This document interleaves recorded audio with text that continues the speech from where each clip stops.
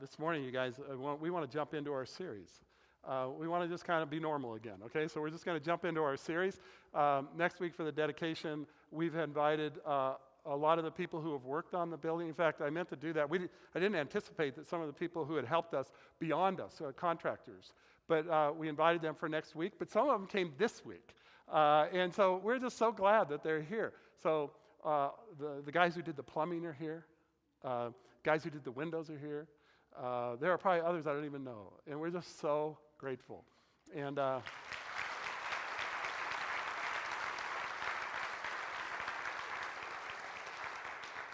so we hope they can come back next week and we'll just acknowledge it a little bit even better. But so this summer we're going to spend a series, and we're going to call it, Who Are You? And now that's a pretty critical question. It's a pretty basic question. It's a very human question. It really is the basis of the question, the fundamental question of St. Louis. You know the fundamental question of St. Louis? What high school did you go to? You know, because that's trying to figure out who you are, right? We ask, where'd you go to high school? And all of a sudden they say, well, I went to Vianney. And we go, oh, Jake, you went to Vianney. So what do we know about Jake? Because Jake went to Vianney. Well, we know a few things. And we won't talk about exactly what we know about Jake. Because of that. Or, hey, I went to Hazelwood East. That's where my wife went to school. And so you know a ton of things about Diane just because you know where she went to high school. It's kind of the fundamental question. You know, who are you is what we're asking, right? The unique thing is this question really tries to determine identity. When we ask, who are you? We want to know a little bit about you. And so it's all about identity. But at the end of the day, this is really a question about trustworthiness, isn't it? When we really ask the question, who are you? We want to try to determine if I can trust you. And that's what it's all about. And so it seems to me that that's the fundamental question that we ask on a horizontal level, and it's a very human-centered question. But I think there's a question that we ought to ask that it's a much more vertical question, and it's a question that we ask of God. Who are you, God? We want to know his identity. We want to know if he's trustworthy, right? And it's not a question that we ask very much anymore. It seems to me that we don't ask it because God has become more distant and seemingly more irrelevant to our lives. And we seldom ask that question, God, who are you really? Really? I've got to face this. I just did a wedding yesterday in the sanctuary. I wish it was here because the sanctuary was 91 degrees during the wedding. It was like brutal, you know, and I skipped almost everything I was going to say because we're all about to drop like flies, you know, and we're like, okay, we got to get to the reception because it's going to be air conditioned. But the couple that I did had kind of grown up in church backgrounds. But when they got to college, they kind of bailed on the whole thing. And then since that, they've kind of slowly become more interested. And so when they asked me to do their wedding, they said, we would like to talk part of the time about who is God and how do I connect? Because we're not really sure from our backgrounds how to translate that. We kind of didn't care. He became very distant and irrelevant to them. But he's becoming more relevant to them and beginning to ask the question. And so during our premarital times, they would about halfway through each session, they'd say, okay, that's great. Hey, I got a question about God. Can we talk about him? And I'm like, well, okay, that's cool. It doesn't happen very often. And so we would talk about God for the next, 45 minutes or so and begin to wrestle with different questions about how he relates to life.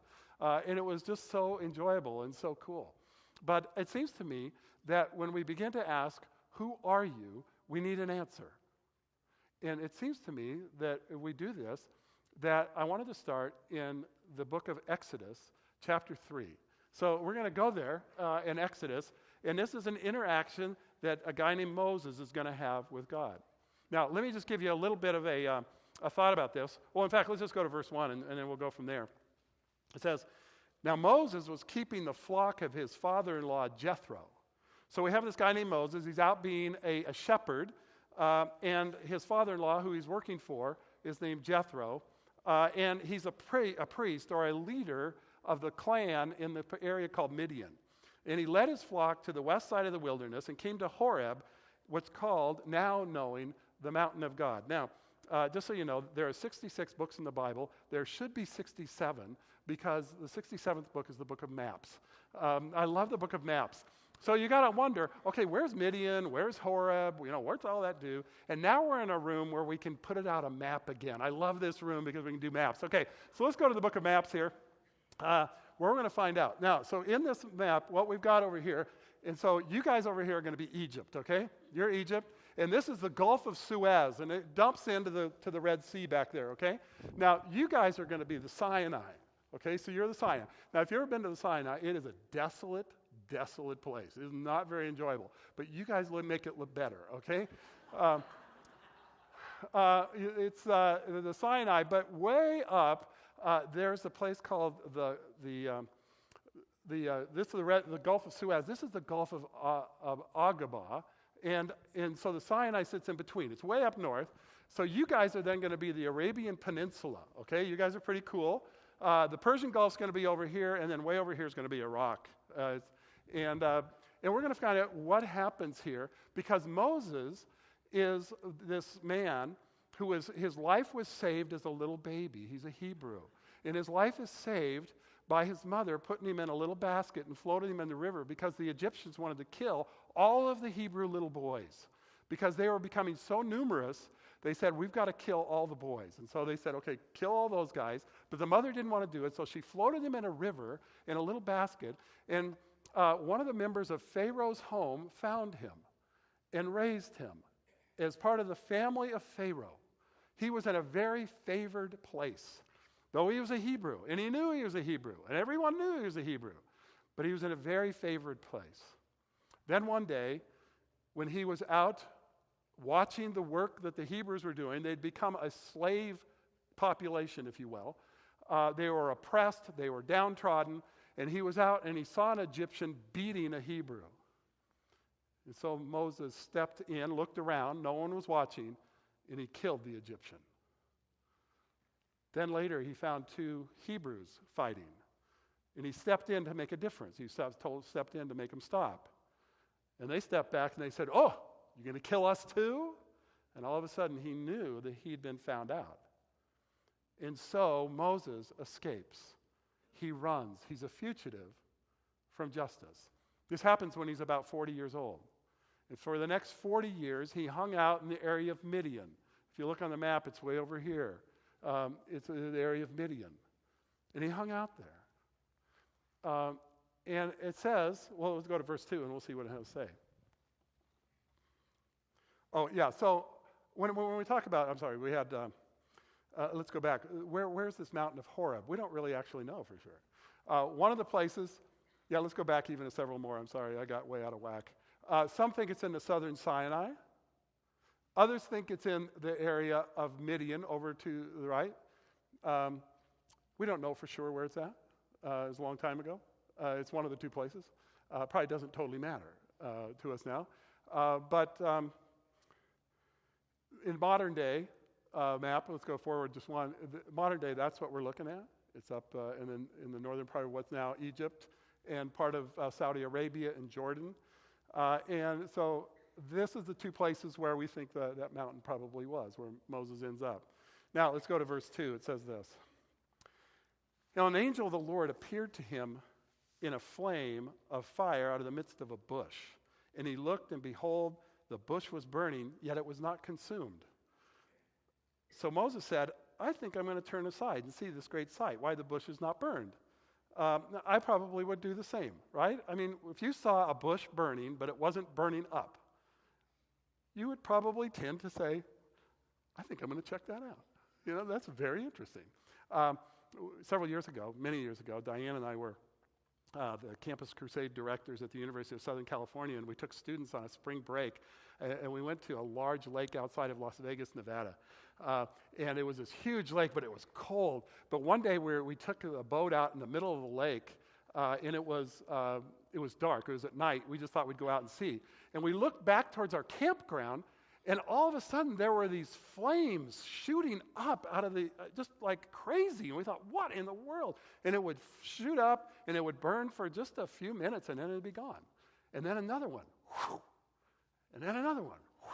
And I thought, I think I better get back and figure out what's going on there. And so we go back, and the students, we had all this white kerosene, this white gas. And they were pouring it on these huge bushes. These bushes were about 12, 15 feet tall. They're very dry. We're out in the desert. And they were pouring this white gas on this stuff and lighting it. And it would go up like a torch, just whoo, and then it would destroy it. But what happened here is it was burning, and it didn't get destroyed. The bush never burned. And so it says here that Moses turned aside to see this thing. And then in verse 4, when the Lord saw that he turned aside to see, when Moses began to engage this unexplainable thing, God engaged him. He said, God called him out of the bush. He said twice, Moses, Moses. Now, would that freak you out just a titch? If your name was called out of the bush? Okay, I mean, I'm headed for the gates at that point. But Moses, Moses, and he said, in Moses' response, here I am. He's like, okay. Now, you guys, let's get the picture here. Sometimes we read back into this story all the things that happened later of what God did. But let's face what happened. Moses, did he have much of a God orientation? We don't know for sure if he had much of one before this. He has had a great tradition in his family way back. And they had been 400 years in Egypt. God had brought them then. But they had begun to not only be forgotten about who they were, but they began to forget who God was. And here we don't find a God orientation necessarily in Moses' life. But he sees this bush. And out of it says his names, Moses, Moses. And he says, okay, if something's going on here, here I am.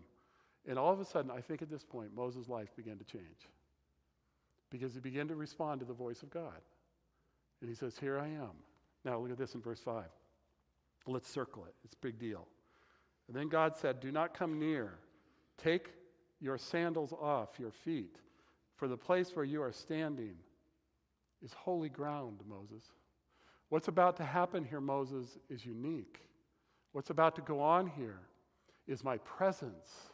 Take off your sandals. This is holy ground. You're engaging the holy God of the universe. And I'm sure Moses began to think, oh my gosh, something just happened. Just think about it. He is now 80 years old. He's been in the desert for 40 years. Yeah, I don't know about you, but I began to wonder, didn't he begin to wonder, how did this happen in my life? First 40 years, he lived in Pharaoh's home. And for the next 40 years, he is a lost soul in the wilderness of Midian. And now he is out shepherding sheep all by himself. And life had kind of passed him by. Life hadn't turned out quite like he had expected, I think. I don't know, the other day the elders and I, we sat down and we talked about how life has not turned out quite like we thought it would. You know, we all have a picture of what our life would look like. And we're kind of frustrated when it doesn't turn out that way. In fact, sometimes we get downright angry. We get very bitter about the way life turns out. Either this went wrong or that went wrong, or those people did me wrong, or I did those people wrong, or whatever. And here he is all by himself in the middle of a desert, shepherding sheep. Are you kidding me? He'd been in Pharaoh's house. He had the best of everything. He'd had an incredible life. And then he makes a mistake, a big mistake. He kills an Egyptian. And he runs. And for 40 years, he's alone. He gets a wife, he has a family, but life wasn't quite like what I think he expected. And then, look at here in verse 6. And he says then, this is what God says to him, I am the God of your father. I am the God of your background. I am the God that you've heard about, but don't know much about. That's who I am. The God of Abraham, the God of Isaac, the God of Jacob. And then Moses hid his face and he was afraid to look at God. He began to understand what was going on, that this is an awesome and holy God. One that he didn't know much about, hadn't engaged very much, and all of a sudden God begins to deal with him. And he hides his face. He understands his brokenness. He understands the inadequacy of his own life, I think. And he was afraid. And you know, sometimes we'd like to say that we ought not to be afraid of God. And on the most part, I agree with that. But there is a portion of that's not true. That God is an awesome God. He is a fearful God. He is an infinite God. He is a holy God. And I don't need to be afraid because he's so mean. I need to be concerned because I'm so not holy, right? I'm not. But he is. And so he was afraid to look at God. And then look at this in verse 7. He says, then the Lord said, I have surely seen the affliction of my people. This is incredible. Here's this personalness of God, right? We talked about God being infinite and yet being personal. Here's the deal. And the Lord said, I have surely seen the affliction of my people who are in Egypt, and have heard their cry because of the taskmasters. And then I want to circle this. I know their suffering. I know their sufferings. I don't know where you're at today, but I have a feeling you could probably list some things that are not perfect, that are hard, that feel like suffering, that feel difficult, that tear at your heart and at your soul, that you worry about and you hurt about and you're sad about. You have those things. We all do. They did. And I think that there's something unique here about this God. He says that he knows their suffering. I think that God knows what you're going through. And in fact, he cares about it. Deep down, he cares so much about your suffering. The verse goes on in verse 8, and I have come down to deliver them out of the hand of the Egyptians, and to bring them up out of the land to a good and broad land, a land flowing with milk and honey, to the place of the Canaanites and the Hittites and the Amorites and the Perizzites and the Hivites and the Jebusites and all these ites that are there. I'm going to bring you into the land. I've got something for you. I have a plan for you. I have a future for you. In the midst of your suffering, don't quit. Don't give up. Know that I am there. Wow. Look at verse 9 then. And now, behold, the cry of the people of Israel had come to me. And I've also seen the oppression with which the Egyptians oppress them. And then he says, come, and I will send you to Pharaoh, that you may bring my people, the children of Israel, out of Egypt. Wow. Now, you guys, look at this in verse 11. But, big but, right? All of a sudden, here's this incredible thing happening. And what is Moses' response? He ought to be saying, yeah, hot diggity, let's get after it, let's roll. Well, here's what he says. But Moses says to God, well, who am I? Who am I? That I should go to Pharaoh and bring the children of Egypt out of Egypt. Who am I? And I want to say, what do you mean, who are you? If there's anybody that has had that position of a Hebrew, no one has had that position in Egypt, nobody but you. What do you mean, who are you? You're the natural one. Are you kidding me? Stop being such a weasel. Don't be, well, as poor as me. Oh, who am I to do this? You kidding me? You're the natural choice. It has been 40 years. Most people have forgotten about him at this point. But he had an incredible position. But really, that's not what it's about, right? It doesn't really matter if he was so influential or not. Look at this. Look at the response. I love this. God almost ignores him in a sense. Look at verse 12. And God says, and he says, but I'll be with you, Moses. You see, it doesn't matter who you are, Moses. I will be with you. Wow. And this shall be a sign for you that I have sent you. When you have brought the people out of Egypt, you shall serve God on this mountain. I think it's amazing. He goes, hey, here's the deal. I'm going to be with you. And when you go get him, almost assuming it's going to happen, right? He's just expecting it's going to happen. Moses, I'm going to be with you. I will accomplish this. And as a sign will be that when you come back out and come back to this mountain, we're going to worship God. You're going to worship together. Because he is with him. Not because Moses is so slick. Because he's not, right? Eventually we find that he says, I'm not very good speaking. And God goes like, oh, whatever. Okay, I'll get your brother to speak for you. I mean, he's like, come up with every excuse in the world. But he says, I'm with you. So in the midst of that suffering, in the midst of his plan, God is with him. I don't know about you, but that's what we all need, right, in our lives, is a sense that God is with me. In the midst of the suffering, in the midst of the difficulty, in the midst of our weakness, in the midst of our inadequacies, that God is with us. And we don't have to trump it up. We don't have to kind of act like we're so spiritual. We're not. God is with us. God will be present. And you can trust him. And you say, okay, I'm going to keep walking. Wow, it's incredible. That's what happens here. Now look in verse 13. And then Moses said to God, kind of like, well, okay, maybe. Okay, I got some questions here, kind of thing. So he says, if I come to the people of Israel, who I haven't seen in 40 years, right? Okay, if I come to the people of Israel and say to them, the God of your fathers has sent me to you, and they ask me, well, what's his name? What shall we say to them? It's a really natural question because all the gods of Egypt had names, right? They all have names. They do different things. They all have different relationships with each other. There are hundreds of gods in Egypt, some of the river Nile, some of animals, some of the weather, some of love. There are all sorts of gods, and they all have names. Okay? And so they go, well, they're going to ask, what's this God's name? And so then God says to Moses, here's my name. I am who I am. It comes from the Hebrew verb hayah, which means to be. You see, I am the God who simply is. I always have been, I am, and I always will be. I am the one who fills corner to corner of the world, of the universe. I am the one who simply exists, and I self-exist. I need nothing beyond me. I don't need you. I don't need anything. I created all this in a word. I just spoke it, and it happened.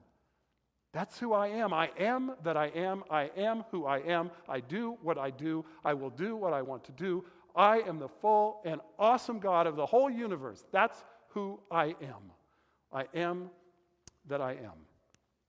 Wow. Then he continues, and he says this, and say to the people of Israel, I am has sent me to you. It's the word Yahweh. It's not a brand new word to the Hebrew. They understood it a little bit. It was kind of in their background religiously. This name that's it's just 4 consonants. It's no vowels in it. We add vowels to try to pronounce it. But it's this incredible name of the presence of God, Yahweh, from which we change it to get Jehovah. But it's Yahweh. It comes from this verb hayah, to be. His presence is everything. Wow, that's incredible. And then God also says to Moses in verse 15, say this to the people of Israel. The Lord, the God of your fathers, the God of Abraham, the God of Isaac, and the God of Jacob has sent me to you. And then let's box this. This is my name forever, and thus I shall be remembered throughout all generations. That's us. That's us. You see, the God that we know, the God who offers himself to us is the God who is. He is. He just is. He is the God who gives us life and breath, and in whom we have our being. He is a God who is bigger and more awesome than we ever dreamed, than we can ever even picture. He is more beautiful than anything you've ever seen, more awesome than anything you've ever experienced. And that's the God who loves you. And that is the name that he will be known forever. So let me just kind of wrap up with this. I think there are several things here. First of all, it is important and it is reasonable that we ask the question of God, who are you? It almost seems arrogant, doesn't it? But we ought to ask the question, God, who are you really? But here's the problem. We're going to have to be willing to live with the answer. We like to ask the question. We don't really like the answer. That's kind of our culture. We want to keep asking the question. But when we get the answer, he says, I am the great I am. I am the one who is and has always been and will always be. I am the one who made you, and in fact, I own you. You are mine, and you've been stolen, and I want you back. It's a good question, God, who are you? But we have to be ready to respond to his answer and give our lives to that. Secondly, it's probably a good question for us to ask. It's reasonable to ask the question, who am I then? Who am I? Because I exist. I matter. You matter. Who are you? And maybe here's the bottom line. It seems to me that who God is determines the essential ingredients and defines our identity because his presence changes everything.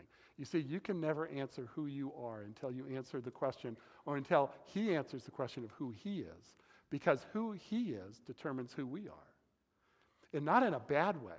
We feel like that constricts us. Well, I want to be bigger than that. I want to be more profound than that. I want to do different things than that. And the problem is that that's a lie, and that everything that we've ever done, this begins to destroy the image of God when we do it on our own. It destroys what God wanted in our lives. It's amazing. So this God that we serve, here's who he is. He is, I am who I am. I am that I am. I have done what I have done. I will do what I will do. I am self-existent one. I am the infinite one. I am the personal one. I am the redemptive one. I am the one in whom you live and breathe and have your being. I am the one who made you. I am the one who loves you. That is who I am. And in that, you will find out who you are as a person. In this summer, we're going to spend a whole summer talking about when Jesus says, I am the way, the truth, and the life. I am the bread of life. I am the light of the world. I am the bright and morning star. I am, and he begins to take on the mantle of who God is in revealing who he is and the depth of who he is in our lives. And so this summer should be a great time for us to begin to know who God is, because I'm pretty convinced of this. If we could understand who God is, if people living down the street who have never heard the name of Jesus could begin to understand who God actually is, that they would give their hearts to him, because he is more beautiful than they ever heard or ever knew, and that we're going to get to live that out with them. So this morning, as we take communion, what I would like you to do is to come with a heart of saying, I come to give my life to the great I am, the one who gave his body on a cross broken for me, who shed his blood for me to die for you. So if you're here this morning and you're a believer in Jesus, this is a place for you to come. There's only two people who probably this would be inappropriate. Is if you're not a believer, if this isn't something that's real in your life, go ahead and skip. It's okay. It's not embarrassing in any way. The only other group of people that the scriptures tell us is if you're out of fellowship with God and you're at war with him and not willing to deal with him, he says, don't do this at this point. Wait till your heart is in the right place. And so I'd encourage you not to take in a way that maybe would violate where you're really at with God. Sometimes we're at war with him, pushing back, don't want anything to do with it. So I'd encourage you. But other than that, to come and to participate. So why don't the band come up, and if you're serving communion, why don't you come and take your positions. But I just want you to prepare yourself this first morning that we're here to celebrate and worship Christ, the great I am, the one who is, the one who was and is and will always be, and the one who you are the object of his love. You are the object of his affections, and you might come. So prepare yourself for a moment here as we pray, and then I'll call us forward.